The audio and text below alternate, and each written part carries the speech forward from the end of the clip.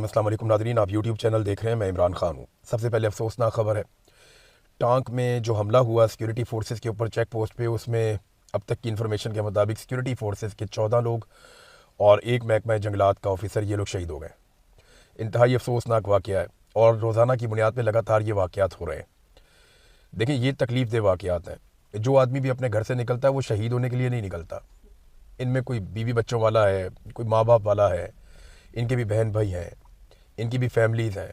आप एक लम्हे के लिए सोचिए ना कि आपके घर से एक फ़र्द एकदम कम हो जाए, और वो भी वो फ़र्द जो ज़्यादा खूबसूरत, ज़्यादा जवान, ज़्यादा मजबूत और सहारा है ख़ानदान वालों का।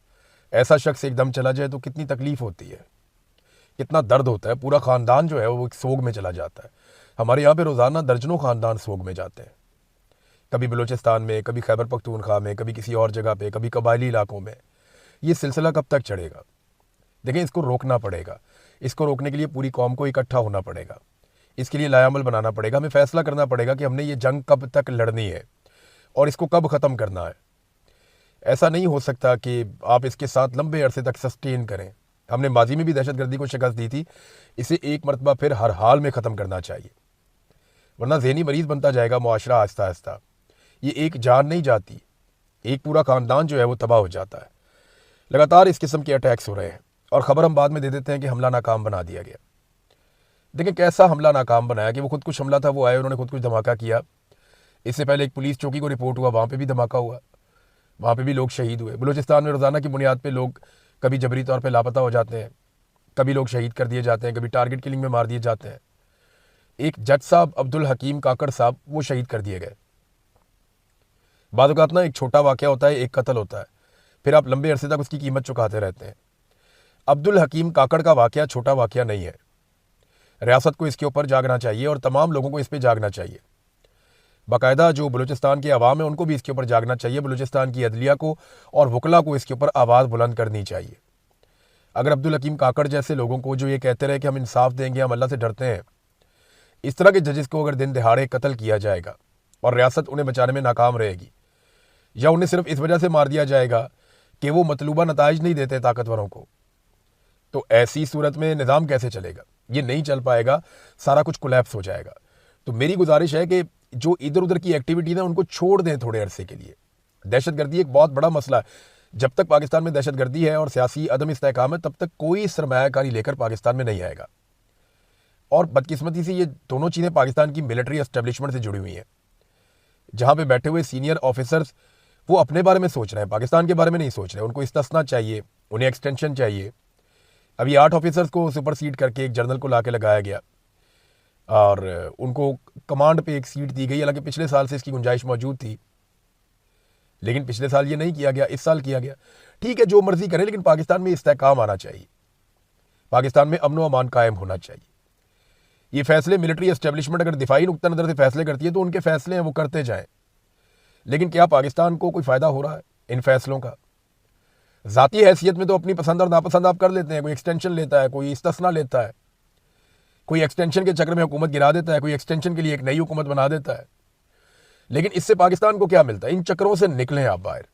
एजेंसियों को उनका काम करने दें, फौजियों को उनका काम करने दें, पुलिस को उनका काम करने दें और सियासतदानों को उनका काम करने दें, और मिलकर एक दफ़ा दोबारा इस दहशतगर्दी को उखाड़ के फेंकें आप। हमारे बच्चे रोज़ाना शहीद हो रहे हैं।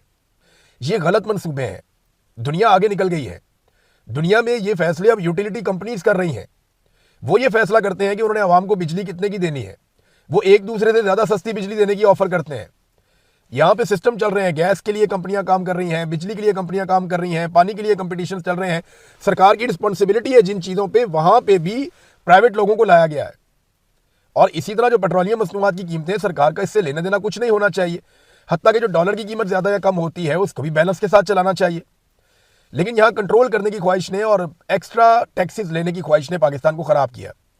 देखिए ना, जो लेवी इन्होंने वसूल करनी है, एक दफ़ा बता दें कि हमने इतनी लेवी फी लीटर पे लेनी है, उसके बाद उसको खुला छोड़ दें और जैसे ही आलमी मंडी में बढ़ जाए, कम हो जाए। लेकिन वो ये भी नहीं करते। वो कहते हैं जी लेवी भी हमने 80 रुपये लेनी है और टैक्सेस हमने 100 रुपये से ऊपर लेने हैं। तो जब आप इतने टैक्सेस अंधाधुंध लेंगे तो फिर इल्ज़ाम तो आपको उठाना पड़ेगा। और ये बदकिस्मती है कि हमारे पास लोगों पे खर्च करने के लिए पैसे नहीं है, लोगों की जेब से पैसे निकालने के लिए हमारे पास बहुत टाइम है। यानी जब आपके पास पैसा हो तो आप सब्सिडी दें, गरीब आदमी को सहूलत दें, लेकिन अब तो पाकिस्तान में ये सवाल ही पैदा नहीं होता। IMF की शराइत ही बड़ी सख्त है। ब्यूरोक्रेसी जिसने पाकिस्तान की खिदमत करनी थी, मैं बड़ी मादरत के साथ ये कहूँगा, जितने ब्यूरोक्रेट्स ये सुन रहे हैं, अगर उनको मेरी बात बुरी लगे तो पहले ही मादरत कर देता हूँ मैं। आप बताइए, क्या वाकई आप पाकिस्तान की खिदमत कर रहे हैं? मैं सच बता रहा हूँ, मेरा तकरीबन 20 साल का सहाफ़ती एक्सपीरियंस है। 20 साल मैं दफातर में जाता रहा, ब्यूरोक्रेट्स को मिलता रहा, बहुत सारे मेरे दोस्त भी हैं, मैं इनके साथ काम करता रहा, सीखता रहा, देखता रहा। उससे पहले भी पाकिस्तान में मैं रहता था। बेशुमार मेरे ब्यूरोक्रेट दोस्त हैं जिनमें बहुत सारे लोग बहुत अच्छा काम करना भी चाहते हैं, लेकिन क्या ये सच नहीं है कि ब्यूरोक्रेसी या सरकारी मुलाजमीन या अफसरान की जो अक्सरियत है वो सिर्फ नौकरी करती है, काम नहीं करते?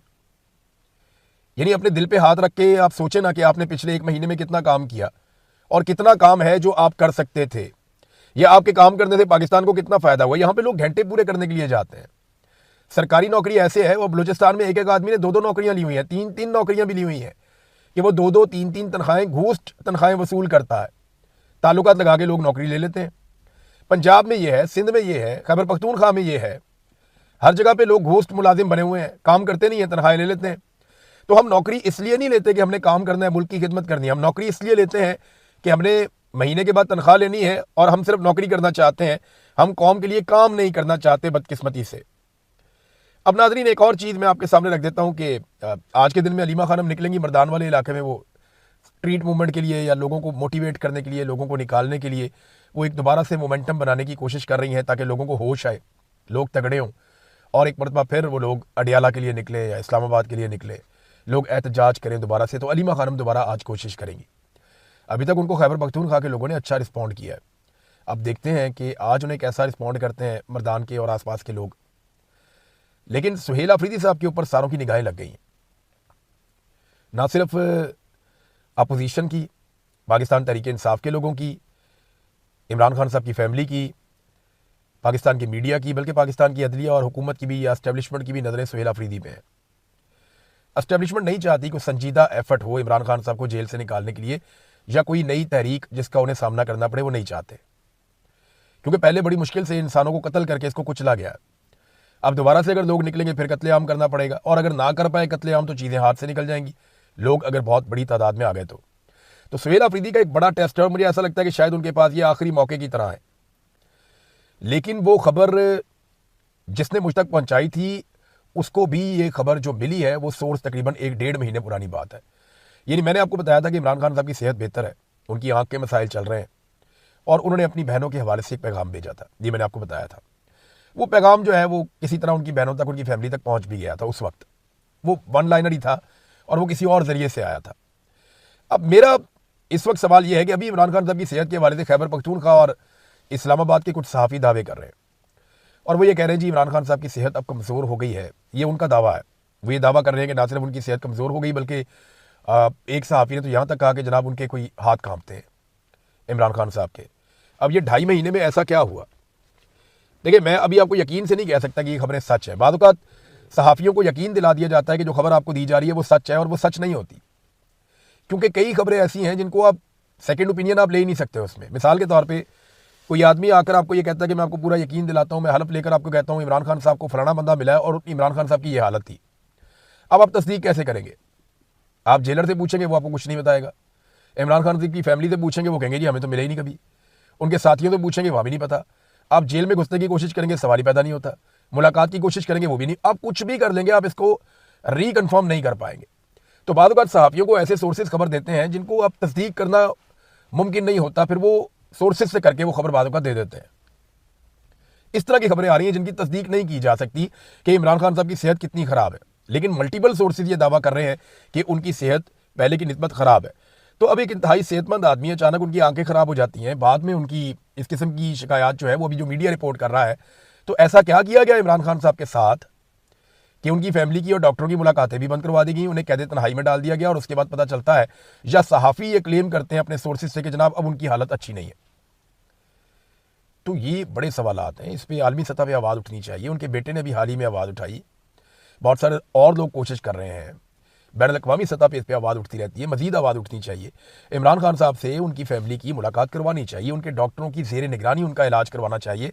जेल से कब बाहर आना है, मुझे नहीं लगता कि इमरान खान को अब कोई जल्दी है जेल से बाहर आने की। जल्दी होती वो आ जाते। जेल का छोटा वाला फाटक तो खुला हुआ है, इमरान खान ने सर झुकाना है, नीचे से बाहर आ जाना है। लेकिन वो कहता है मेरे लिए बड़ा वाला फाटक खोलो, बड़ा दरवाज़ा। मैं जैसे इज्जत के साथ जेल के अंदर गया था वैसे ही बाहर आऊँगा, पंगा वहीं फंसा हुआ है। तो इमरान खान साहब डील वील करके जल्दी बाहर आने के चक्कर में तो है नहीं, जो बाहर दिखाई देता है। और आखिरी डील की जो कोशिश की गई वो भी उसी तरह की थी जैसे पहले की गई, और जवाब भी बिल्कुल वैसे ही था जैसे इमरान खान साहब पहले जवाब देते थे। तो उन्होंने तो अपने रास्ते इमरान खान साहब ने बंद किए हैं। तो बात यह कि आपने जेल में रखना है इमरान खान साहब को, तो कम से कम उनको उनके हकूक देकर जेल में रखें, क्योंकि कल को बाकी लोगों ने भी जेलों में जाना है, फिर ये अपने हकूक मांगेंगे तो क्या इनको जवाब मिलेगा। लिहाजा इस बात का ख्याल रखें कि जो आदमी जेल में है उसको उसके हकूक मिले। हकूक सबको मिलने चाहिए। पाकिस्तान पीपल्स पार्टी पंजाब में जलसा करना चाहती है, वो मीनार पाकिस्तान बहुत लंबे अरसे के बाद आए, उन्होंने कहा जी यहाँ पे हमने जलसा करना है, उनका बिल्कुल हक है, उनको जलसा करने की इजाज़त मिलनी चाहिए। हर पॉलिटिकल पार्टी वो जिस शहर में, जिस इलाके में, जिस सूबे में जहाँ चाहे जलसा करना, उन्हें जलसा करने की इजाज़त मिलनी चाहिए। लेकिन पीपल्स पार्टी के लोगों ने शिकवा किया कि उनके ऊपर वहाँ पे कुछ तशद्दुद किया गया पुलिस की जानिब से। ये इंतहाई काबिल मजम्मत है और इंतजामिया ने उनके साथ अच्छा रवैया नहीं रखा। पीपल्स पार्टी के लोग कह रहे हैं जी हमारे रास्ते में रोड़े अटकाए जा रहे हैं। PMLN को पता नहीं क्यों लगता है कि पंजाब जो है उनके बाप की जागीर है। उन्हें पता नहीं क्यों लगता है कि लाहौर के अंदर कोई और जलसा करेगा तो नवाज शरीफ की तौहीन हो जाएगी। यानी अगर नवाज शरीफ लाहौर में जलसा नहीं कर सकता तो इसमें बाकी पॉलिटिकल पार्टीज का क्या कसूर है।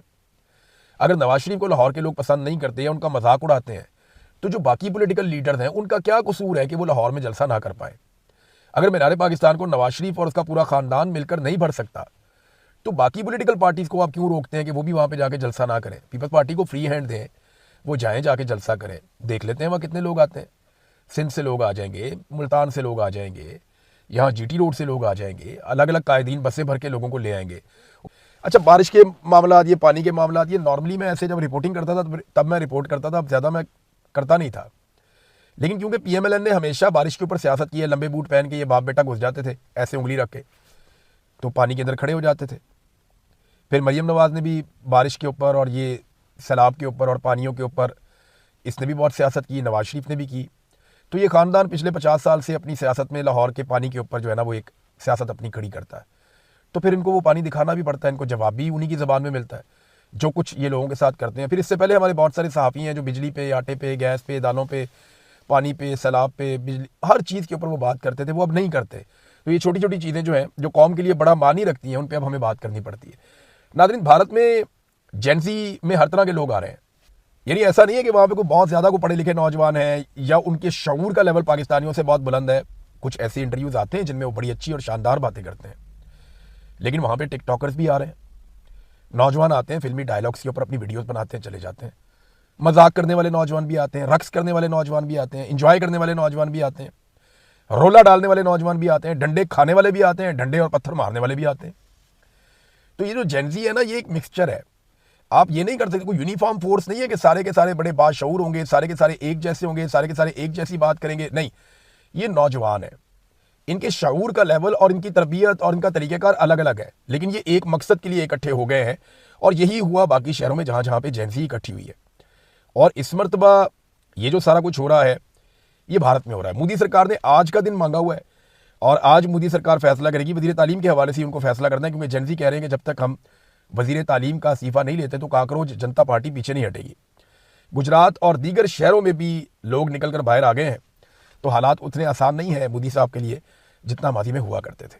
अब तक के लिए इतनी, अपना ख्याल रखिएगा, अपने इस चैनल का भी